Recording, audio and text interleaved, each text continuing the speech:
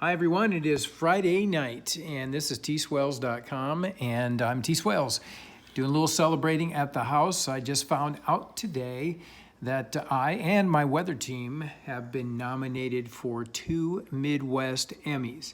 That's a big deal. I'm really excited about that. One of them is for the Iowa City tornado, which we caught live on our cameras. I was able to broadcast that, stand next to it, talk about it. That was a pretty darn exciting day. One of the coolest things I've ever done in TV. And the other then is for Rising Waters. It was a special that we did about the potential for flooding this year. We went up north and looked at all the snow that was on the ground in Minnesota and made a big deal about the Mississippi probably seeing a record crest, and sure enough, that did happen down in the Quad Cities and some other areas. So that's the reason for the potential Emmys. Now, that doesn't mean I'm going to get them, but at least I'm nominated for them, and I will find out October 5th, but really excited. All right, little weather for you here. Well, as you can see, drought conditions are still found around parts of eastern Iowa and Illinois. The little flower and I, that is Carolyn, and we're out for a walk tonight, and boy, you could just tell how things have really dried out around here, and some areas are definitely in that moderate drought category. About 3 months ago, nobody in the Midwest was experiencing that type of weather, and now over 5% experiencing moderate drought conditions, so we could use a little bit of rain. Some areas up there in northeastern Iowa, southeastern Minnesota, have had probably about 3.5 inches less than they should have seen in the last 30 days. This is a 30-day total anomaly for precipitation. So it is in this area right up in here where it's been extremely dry, and that kind of cuts back through parts of Cedar Rapids and down towards the Quad Cities. But the actual rainfall totals during that period are looking this way. And again, where you're seeing the yellows, that's where it's been extremely dry. There have been a few pockets, though, where some beneficial rains have fallen, but very much hit and miss as far as that goes. And with all the rains around, it's been very cool for the last 30 days. These are the temperature departures, and you can see up here in the Dakotas and back through parts of northwestern Iowa, some areas 5, 6 to 8 degrees below normal over 30 days. That's per day. That is a very big departure there. That's pretty tough to do. So it's been definitely cool, but a little bit on the dry side over many parts of my area. So here's our next rainmaker, or at least potential rainmaker. You can see the clouds already diving into western Iowa here, and that disturbance is going to head southeast towards us on Saturday night and Sunday.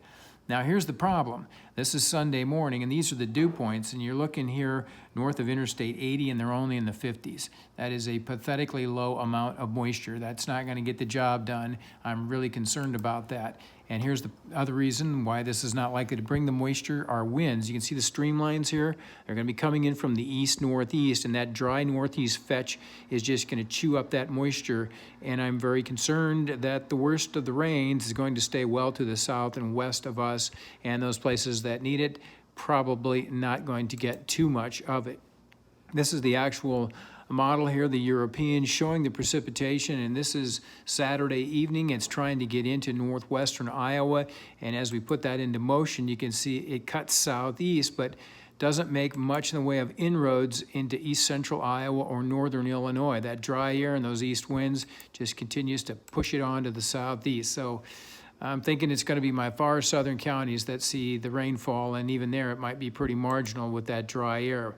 This is what the European shows for rainfall totals, and if you look way down in southeastern Iowa, there's an inch there just to the south of Burlington, and that extends back over towards Ottumwa.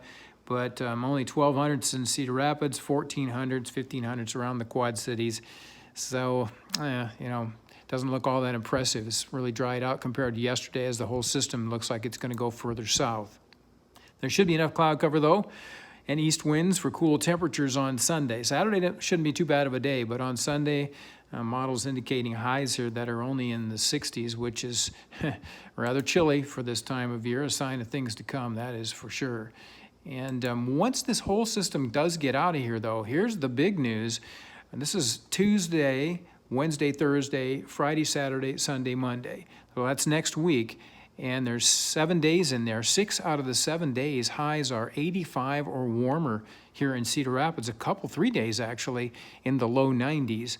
And we haven't had a 90-degree temperature in a long time. Didn't have one during the entire month of August. So that is a significant trend that we'll have to watch in terms of the overall temperatures. But that's not until next week. So Saturday, not a bad day. Clouds will be on the increase. Temperatures should be in the 70s. And then if we're going to see any showers, best chances in the south. That comes on Sunday. And the temperature's certainly going to be cooler then. So that's all for now. Have a great weekend, everybody.